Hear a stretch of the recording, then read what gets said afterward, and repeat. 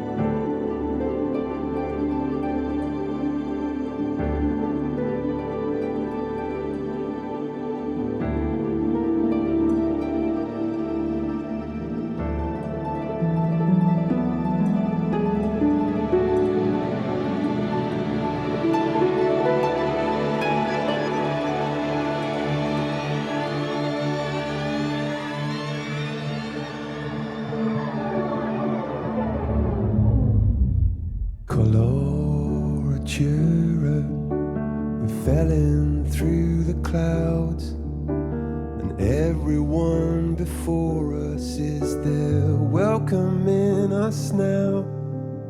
It's the end of death and doubt, and loneliness is out. Coloratura, the place we dreamed about, the melodies inside yourself, and love come pouring out, and everyone's allowed. We're feathered by the crowd.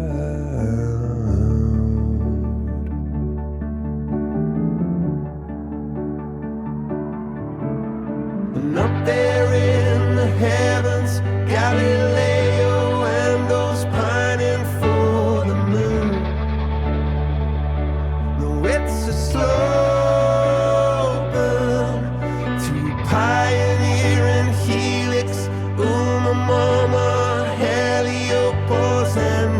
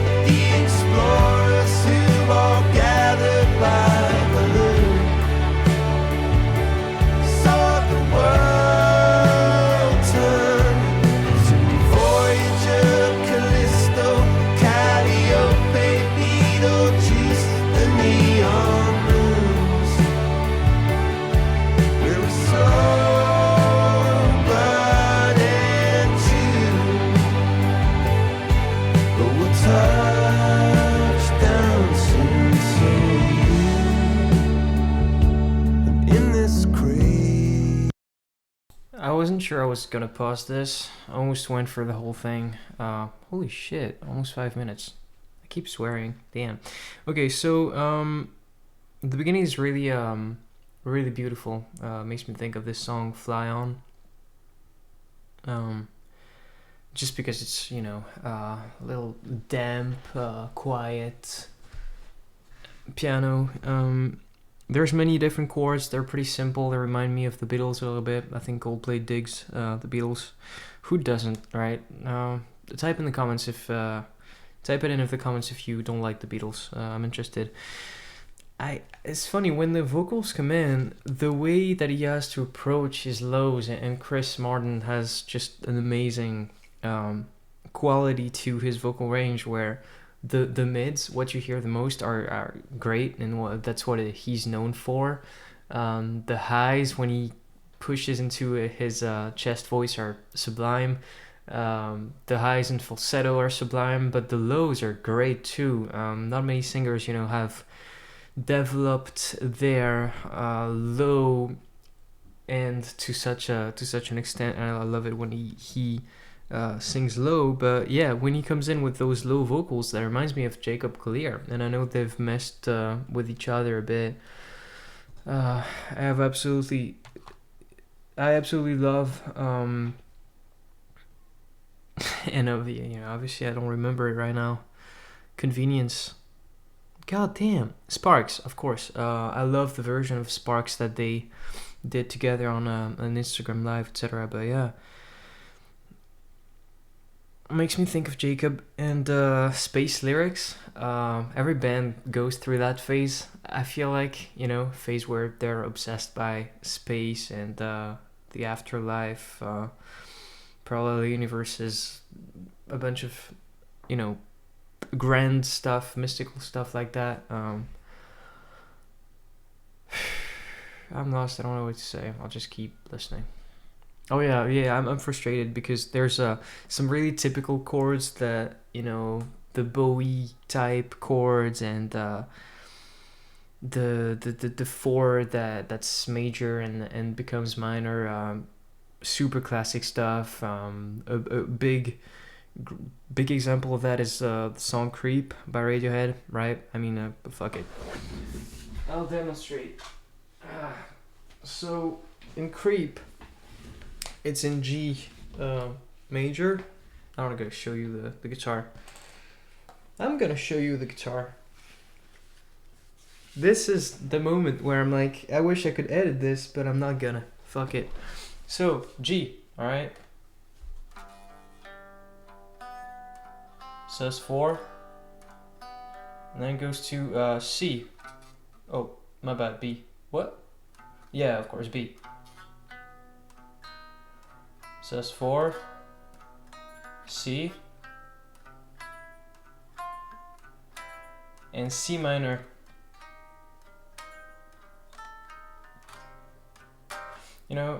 The C is not supposed to become minor like that. That's not a thing in the major mode.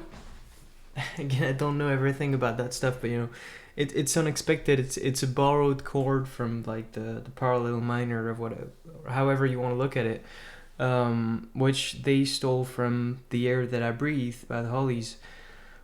But whatever, it's just like it's become a real, actual, prominent part of like songwriting. Like you see all those songwriters come out and they go to Berkeley or any music school like that. Maybe they go to a songwriting school or something like that, and they all have that chord in there because it spices things up, and it feels like a way to pay tribute to those older bands like Bowie and Radiohead, etc. And it's just like hearing Coldplay do it is beautiful, and I'm sure they've done it a bunch on previous records. I can't really find a spot where they did that on the first two albums, but if I start talking about their first two albums, we're going to be here a while. Easy world, I do. I just want you.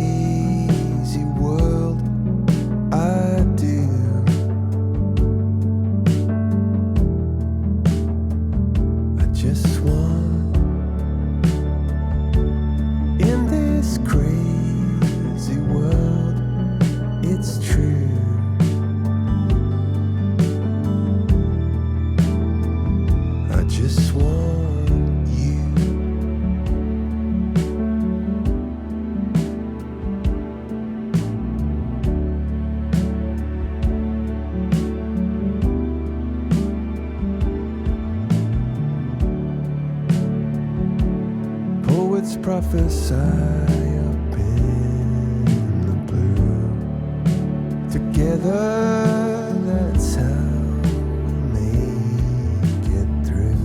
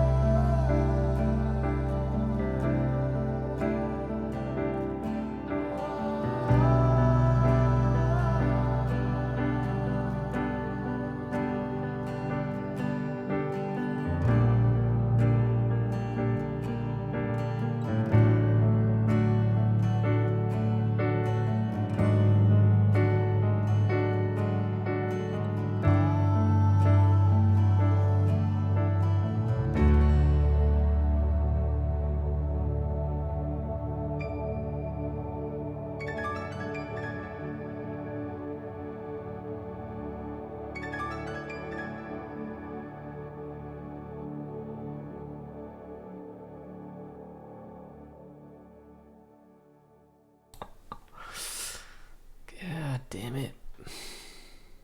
I'm such a sucker for Coldplay, man. Hold on. What am I doing? I wanted to apologize for any misconceptions that might be generated by my poor grasp of music theory. Don't trust any music theory word that comes out of my mouth where I'm actually using the actual words and not metaphors or imagery, because my grasp of it is very much artisanal, and I understand some concepts, but I definitely change up a lot of them to fit my own view of music, and probably by laziness, right? I could just learn about the actual stuff. But yeah, anyway, I didn't finish what I meant to say. Sometimes I get frustrated in those new videos, like the last couple videos I made, because in my previous videos of composer breakdown, I tried to, when I had an idea, I went ahead and did a cut in the video and explained something with the piano or compared it to another song. I can't really do that now, because it's like doing this right now, it doesn't take a lot of clicks. I'm not editing the audio, I'm not doing anything, I'm just like muting the mic so you can enjoy the actual full quality of the sound without weird echoes and stuff. Muting the mic when I'm putting on the music, and that's all I'm doing. So that's when I actually edit something, it's like 10 times as many clicks, and it's intense. And if I make pauses, maybe I can figure it out, but it's like I never learned the actual work ethic of being like responsible with my movements and stuff. So I don't want to do that right now. But yeah, anyway, I think I might have heard a theremin somewhere in there at the beginning of that string arrangement with the high notes. Felt so fluid that it's like maybe some sort of plugin, but like it reminds me of the sound of the theremin. And I was struggling to remember the name of the instrument, even 5/4 in there. Like, damn, never really heard that rhythm in Coldplay song. Say what you want about these guys, they have a lot of tricks up their sleeve, and there's some Nick Mason drumming happening, which I understand why. I was told it's a Pink Floyd-like thing. Probably the guitar solo influenced, my friend's decision to refer to this track as a Pink Floyd-like track as well. But it doesn't sound like Gilmour at all, Coldplay's guitar player, I think his name is what's happening to my brain? Jesus. Johnny Buckland. He's really good at arrangements, and he's really good as a standalone guitarist as well. Like his solos that are pretty rare on records, but if you go ahead and watch some live performances, they replace some of his arrangements with like solos and stuff like that, because as opposed to the studio where you can do as many overdubs as you want, and so you can work on the sound even like spatially, etc. when you're on stage or one man, if you don't hire another guy to play parts, you sometimes it feels more natural to change the arrangement, and that's what a lot of guitar players alike do. They come in with parts in the studio, maybe one is on the right, maybe one's on the left, and live they just ditch the whole thing and improvise, or like play little bits of each part, or like, you know, if there's a written solo on the record, they play it like the audience knows it a little and improvise a little. Like I watched for the first time I watched Freddie Mercury's full tribute concert last night, and Brian May did a bunch of that. He for example, on the solo of Little Thing Called Love, Crazy Little Thing Called Love, he reminded you of the version of the solo that's on record with a different tone, sort of, but included some improvised licks in there, so that I feel like as an audience member, when you're in there, you get super excited and you can piece together the emotions that you felt maybe when you were, you know, when those songs were growing on you, you were listening to them at home or whatever. And then you also get to experience a unique thing, right? What else do I got? Love the bass inversions, I wrote down. Yeah, I love the bass inversions. I think on a song like that, it's absolutely crucial to have like changes in the arrangement, and you know, thankfully rather, it's not a drill, this song, you know. It's not 10 minutes of the same thing. It actually changes and evolves all the time, and all the chords change, the lyrics changed, all the arrangements, so it's not boring at all. But it could be if the arrangement stayed the same. So like the bass, instead of playing roots, it's going ahead and playing some inversions. Simple stuff, but you know, again, one of the things that make Coldplay, because they have these great songs, and these great arrangements by Johnny Buckland, and so like the bass doesn't need to be so fancy, you know. It needs to hold down the bottom, but from time to time, a little inversion goes a super long way. I like this track. Music is really something, man. Yeah. I'm frustrated that I can't really make the videos that I want to make. But this is what I can manage for now, and I hope at least some of what I said was somewhat interesting. And also, I can't really include more of the video in there because depending on publishers, etc., they have different policies on what they block. On my channel, I have like videos that I just show the whole music video and it's not blocked, and sometimes I just show a bit of it and it gets blocked. It's really annoying to deal with, and like, you guys won't enjoy what you can see anyway from the publishers that block some stuff, because I have to censor it to a point where you can't really understand what's going on in the video. So just, yeah, see this as a audio breakdown or whatever. How funny would it be if they actually still blocked that? If there's a little black square Instagram moment on the on the screen, well, it means the publishers still blocked that little bit. Holy shit. Okay, bye.